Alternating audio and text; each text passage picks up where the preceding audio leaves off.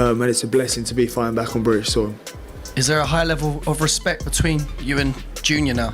I mean, I wish him well. You know, I know he's gone to the hospital. I've heard he's got a broken jaw. Today he got beaten up. And you know, see, Eubank, Chris was spiteful in that ring, if you can tell. He could knock him out anytime he wanted, but he didn't want to. Just fucking using the jab and just hurting him and just hurting him. Very high emotions after that, mate. Just unbelievable.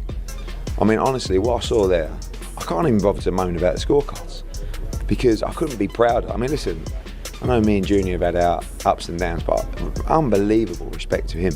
But for my man, Conor Benn, you've just seen the beginning, in my opinion, of one of the biggest stars in British boxing, the people's champion. And for all the rubbish he's been through over the last couple of years, and I know how good and clean this kid's heart is, to see him, you know, I don't think he's quite aware yet of the response. Competitive all the way through, on edgy of seat, we're good. Were impressed by Conor because ultimately he was the lighter fighter in there tonight? Yeah, you know, Eubank is no Golovkin. You know what I mean? You could see the way it started to look tired, but you know, Conor had that energy. You know, moving up the weight, he had more energy inside him. But you know what I mean? Equal the match. You know what I mean? It lived up to the hype, and you know what I mean? They didn't let the fans down. Who won the fight, Conor? You may have won the fight, but you're the one in hospital, not me. If you take a man's soul, that usually means you win the fight. You won the fight. I've never seen someone's soul get taken and they still win. So I look at you now and you ain't the same. The truth is we both ended up in hospital and you know, I was there for dehydration and you were there for the... How much weight did you put on after the weigh-in? Listen, after the weigh-in, was you 3 pounds under rehydration into weight? Speaking ahead of the fight, Jones Jr., who previously trained Eubank, told TalkSport he is leaning toward his former fighter. Still, he warned that one clean shot from Benn could end everything, even with the size jump.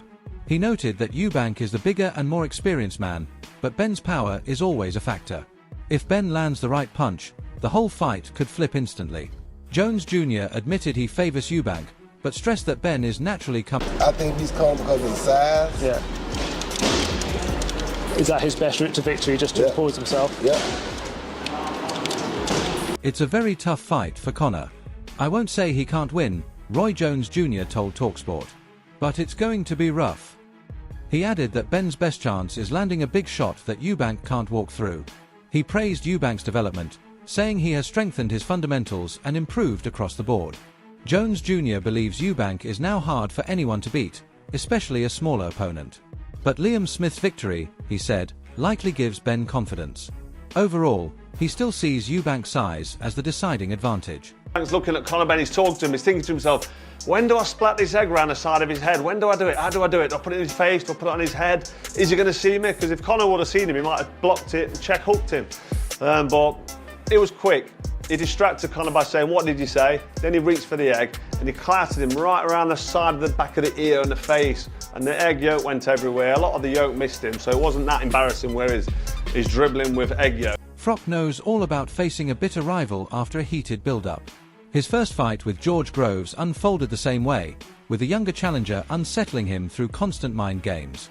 Early in that bout, Froch was dropped by a sharp right hand and later admitted he had underestimated Groves.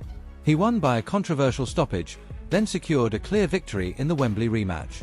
Eubank has already tried to rattle Benn by smashing an egg in his face during the first press conference, a reference to Benn's 2022 testing controversy. Eubank also holds the natural size advantage, having fought as high as super middleweight against world-level names like Groves, De Gaulle, and Abraham. Benn, meanwhile, moves up 2 weight classes for their April 26 clash. Eubank, you've got to say, is a wide favourite. He's boxed George Groves. He's been in there with Arthur Abraham. He's a big punch in super middles. Do you know what I mean? And you know, his punch resistance might not be what it once was, and might not be the fighter he once was. I'd say he probably is a little bit sharp, but you know, Conor Benn hasn't beaten anyone or fought anyone of the stature of the people that he's performed against, has he, Eubank? If you look at his resume, it's... The wins against Arthur Abraham and James De Gale. at super middle as well. Speaking on his own rivalry with Groves, Froch sided with the bigger, more seasoned fighter. When you look at everything, who's done what, who's stronger, who has the world-level experience, it's Chris Eubank Jr., he said. Froch argued that Eubank has operated at a higher standard and at heavier weights, while Benn has yet to prove himself in that arena. He acknowledged Benn's impressive knockout of former champion Chris Algieri, but noted Algieri was far past his best.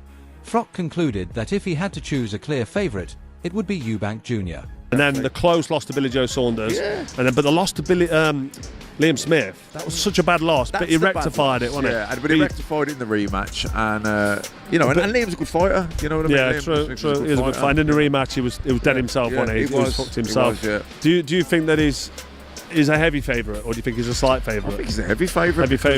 I don't see what you can base, unless you're just going on like hype or something. But I don't see what you can't. I don't see what you can. You got to look at facts, haven't you? Former world champion Amir Khan also sided with the naturally bigger man, giving the edge to the fighter with the weight.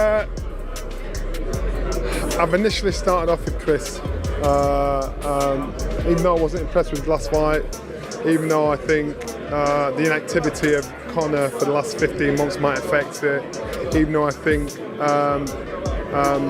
he's the older fighter of the two. I'm siding towards Chris, but I'm going to wait until the weigh-in and give you my definitive answer when I see them both on the scales and see what they look like. Khan explained, I said a couple of weeks ago that Conor might win because he's the aggressor.